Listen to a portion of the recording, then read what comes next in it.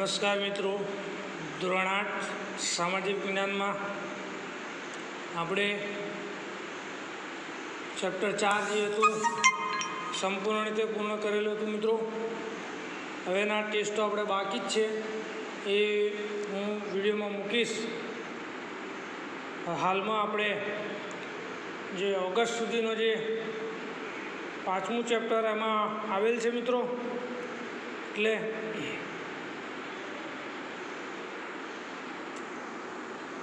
આપણે 5મું ચેપ્ટર લેવાનું છે મિત્રો. બરાબર, જે ચેપ્ટરનું નામ છે પ્રાકૃતિક પ્રકોપો. બરાબર, હવે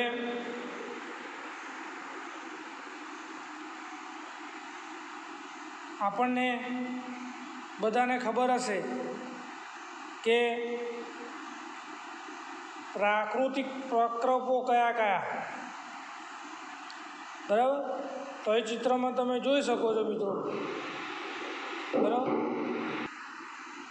તમે ચિત્રમાં એ જોઈ શકો છો કે ભૂકંપ છે, જ્વાળામુખી છે, સુનામી છે, બરાબર, પૂર છે, દુષ્કાળ છે, વાવાઝોડું છે, ભૂસ્ખલન છે, દાવાનળ છે. મિત્રો, આ બધું કુદરતી પ્રક્રિયા છે જેને આપણે પ્રાકૃતિક પ્રકોપો તરીકે ઓળખીએ છીએ મિત્રો. આ વસ્તુ જે છે એ કુદરતી ઘટનાઓ જે છે એ ક્યારેક કહીને આવતી નથી મિત્રો. જેમાં ભૂકંપ ક્યારે આવવાનો છે આપણને ખબર નથી, જ્વાળામુખી ક્યારે ફાટવાની છે આપણને ખબર નથી, ભૂસ્ખલન ક્યારે થવાનું છે આપણને ખબર નથી, વાવાઝોડું એ વસ્તુ એલર્ટ કરે તો આપણને ખબર પડે. બાકી ભૂકંપ છે, જ્વાળામુખી છે, પૂર છે, એ ક્યારે આવે એ આપણને ખબર હોતી નથી. બરાબર, તો આપણે આજે પાઠ છે પ્રાકૃતિક પ્રકોપો. બરાબર, તો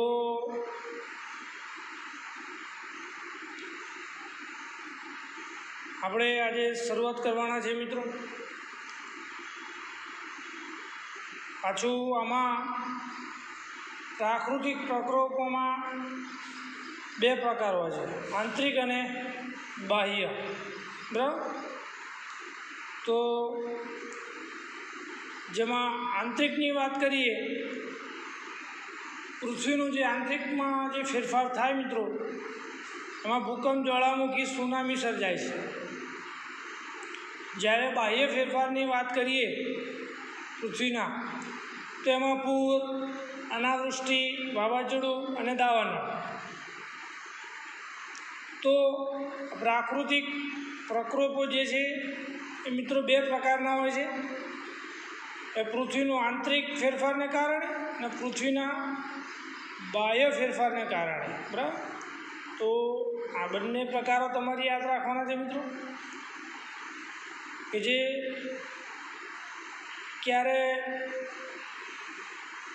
આવે કહી શકાય નહીં. જેમાં કહી ના શકાય તો ભૂકંપ ક્યારે આવે આપણે કહી શકીએ એવા નથી, જ્વાળામુખી ક્યારે ફાટે આપણે કહી શકીએ એમ નથી, સુનામી ક્યારે આવે આપણે એમ કહી શકીએ એમ નથી મિત્રો. બરાબર, તો આ તમારા પ્રાકૃતિક પ્રકોપોમાં આ 2 પ્રકાર યાદ રાખવાના છે. તો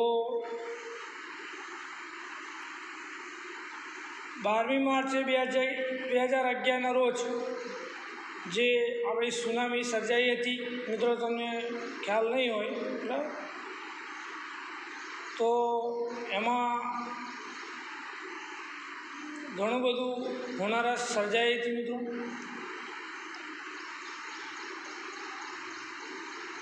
હવે સુનામી જે છે ક્યારે ઉત્પન્ન થાય તો મિત્રો સુનામી છે એ ત્યારે ઉત્પન્ન થાય છે કે જ્યારે સમુદ્રના ઉડાણ જે તળિયું જેને આપણે કહીએ ત્યાં કાં તો જ્વાળામુખી ફાટવાને કારણે કાં તો ભૂકંપ થવાને કારણે પાણી ઉલેચાય, જે વિશાળકાય મોટા અને જે મોજા ઉત્પન્ન થાય બરાબર, અને એ મોજા જમીન તરફ ધસી આવે બરાબર।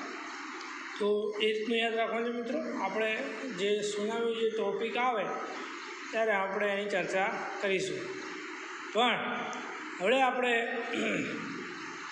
પહેલું જે છે ભૂકંપ। હવે બધા મિત્રોને ભૂકંપ વિશે તો માહિતી ખબર જ હશે મિત્રો, કે ભૂકંપ એ તમને બધાને ખબર જ હશે કેવું હોય છે। જે પૃથ્વીના પેટાળમાં થતા ઝડપી ભૂસંચલન અને દબાણને કારણે ભૂસપાટીનો અમુક નબળો ભાગ એકાએક વેગથી ધ્રુજી ઉઠે તો આ આકસ્મિક ધ્રુજારીને આપણે ભૂકંપ કહીએ છીએ બરાબર। હવે પૃથ્વીના જે આંતરિક ભાગમાં જે મેગ્નેશિયમ જે પ્લેટો, આ પ્લેટો જે છે મિત્રો એ પ્લેટો ઊંચા નીચી થવાને કારણે આ વસ્તુ શક્ય બને છે મિત્રો બરાબર। મેગ્નેશિયમ પ્લેટો જે છે આપણી પૃથ્વીની આંતરિકમાં જે મેગ્નેશિયમ પ્લેટો જે છે એ ઊંચા નીચી થવાને કારણે તમને બાહ્ય ભાગમાં આપણને આ ધ્રુજારી થતી જોવા મળે છે મિત્રો।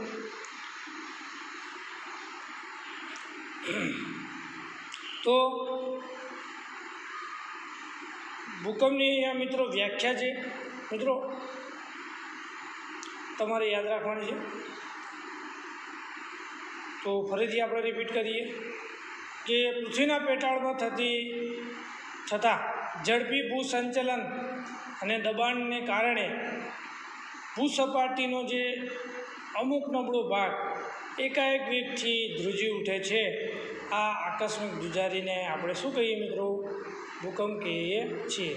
આ તમે ચિત્રો જુઓ છો કે જે નબળો ભાગ હોય તમે જોયું જ હશે બરાબર, ટીવી પર કે ગમે ત્યાં સમાચારમાં સાંભળ્યું હશે કે આખી બિલ્ડિંગ જમીનમાં ઉતરી જાય। કેમ ઉતરી જાય? તો કે જે ધ્રુજારી હોય અને એ જમીન જે છે બિલ્ડિંગની એ જે પાયો જે ભાગ નબળો હોય મિત્રો તો એના કારણે પણ આ વસ્તુ બની શકે છે બરાબર। એકાએક વેગથી જમીનમાં આ બિલ્ડિંગો જે છે એ ધરાશાયી થઈ જાય છે મિત્રો। આવું તમે સાંભળ્યું છે મિત્રો બરાબર, અને જોયું પણ હશે સમાચારમાં। ચલો, તો આ ભૂકંપની વાત છે જે અહીં ચિત્રમાં આપેલું જ છે મિત્રો અહીંયા બરાબર। ભૂકંપને લીધે થતો સ્તરભંગ બરાબર, અને ભૂકંપના વિનાશનું દૃશ્ય અહીં તમે જોઈ શકો છો। આ ચિત્રો આપેલા છે। સ્તરભંગ કેવી રીતે થાય છે મિત્રો બરાબર, જે મેગ્નેશિયમ પ્લેટોનું જે દબાણ છે એ ઊંચા નીચી થવાને કારણે આ ભૂકંપ થાય છે મિત્રો, એવું કહી શકીએ મિત્રો બરાબર। ભૂકંપ ક્રિયાના ઉદ્ભવ સ્થળેથી ભૂકંપના મોજા પેદા થાય છે, જેને ભૂકંપ કેન્દ્ર કહે છે બરાબર। જ્યાં ભૂકંપની ક્રિયા છે ઉદ્ભવ સ્થળ છે ત્યાંથી મોજા પેદા થાય તેને આપણે ભૂકંપ કેન્દ્ર કહીએ છીએ મિત્રો। ભૂકંપ કેન્દ્ર પૃથ્વીના નીચેના ભાગમાં હોય છે। આ આંતરિક ભૂસંચલનને કારણે ભૂકંપ થાય છે બરાબર। તો આગળ ભૂકંપ કેન્દ્રમાંથી ભૂકંપ મોજા બધે ફેલાય છે, તેમાંથી કેટલાક મોજા ભૂસપાટીએ પહોંચી તેની અસર ફેલાવે છે, બરાબર.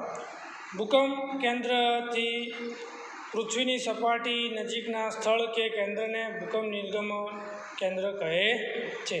તો આ બીજી વ્યાખ્યા છે, યાદ રાખજો. ભૂકંપ કેન્દ્રથી પૃથ્વીની સપાટી નજીકના સ્થળ કે કેન્દ્રને ભૂકંપ નિર્ગમન કેન્દ્ર કહે છે. તો આ એક વ્યાખ્યા થઈ મિત્રો, યાદ રાખવાની છે. પછી બીજી વ્યાખ્યા છે ભૂકંપ કેન્દ્ર કોને કહેવાય, બરાબર.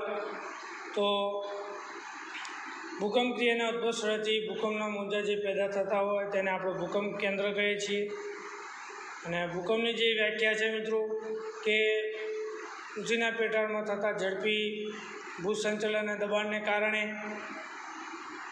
ભૂસપાટીનો જે અમુક નબળો ભાગ એકાએક વેગથી ધ્રુજી ઉઠે છે, જેને આકસ્મિક ધ્રુજારી ઉત્પન્ન થાય છે મિત્રો, તેને આપણે ભૂકંપ કહીએ છીએ મિત્રો, બરાબર. તો આપણે અહીંયા 3 વ્યાખ્યા 3 પ્રશ્નો એક વાક્યના બની શકે છે મિત્રો, તો આપણે ધ્યાનમાં લેવાનું છે, બરાબર. આગળ ભૂકંપની સૌથી વધુ અસર ભૂસપાટી પરના નિર્ગમન કેન્દ્રના વિસ્તારમાં અનુભવાય છે. તેનાથી જેમ દૂરના સ્થળે જઈએ તેમ તેની અસર ઓછી થતી જાય છે. કોઈપણ પ્રદેશમાં થતા ભૂકંપની અસર ભૂકંપના વેગ ઉપર અવલંબે છે, બરાબર.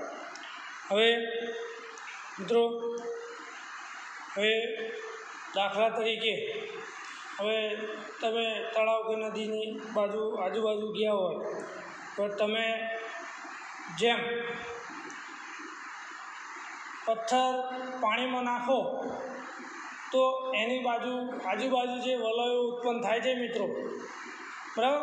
તો એવી રીતના ભૂકંપમાં પણ એ રીતના છે મિત્રો, જે રીતના ભૂકંપ થાય છે એ કેન્દ્ર બિંદુથી નિર્ગમન કેન્દ્ર સુધી એ અનુભવાય છે મિત્રો, જે એના તરંગો જે છે એ ભૂસપાટી સુધી પહોંચીને અસર ફેલાવે છે મિત્રો. તો તમારે યાદ રાખવાનું છે મિત્રો. હવે આગળ કે ભૂકંપ આલેખ દ્વારા, જેને આપણે અંગ્રેજીમાં કહીએ સિસ્મોગ્રાફ મિત્રો, આ યાદ રાખજો કે જે ભૂકંપનું ઉદ્ગમ સ્થાન અને વેગ એટલે કે તીવ્રતા જાણી શકાય છે. તો ભૂકંપ માપવાનું સાધન જણાવો, એનું નામ જણાવો. ભૂકંપ શાનાથી માપી શકાય, તો આવો પ્રશ્ન નીકળી શકે.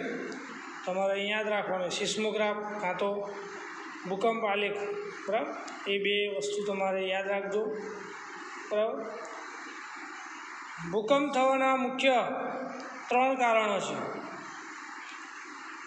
આ બી પ્રશ્નો નીકળે એવો છે મિત્રો કે ભૂકંપ થવાના મુખ્ય 3 કારણો જણાવો. 2 વાક્યમાં એક વાક્યમાં પ્રશ્ન પૂછાય તો અહીંયા તમારે યાદ રાખવાનું છે. પહેલું છે જ્વાળામુખીજન્ય ભૂકંપ, બીજું છે વિભંગજન્ય ભૂકંપ, ત્રીજું છે ભૂસંતુલ્યજન્ય ભૂકંપ. આ 3 ભૂકંપ થવાના કારણો તમારે અહીંયા યાદ રાખવાના છે મિત્રો, બરાબર. તો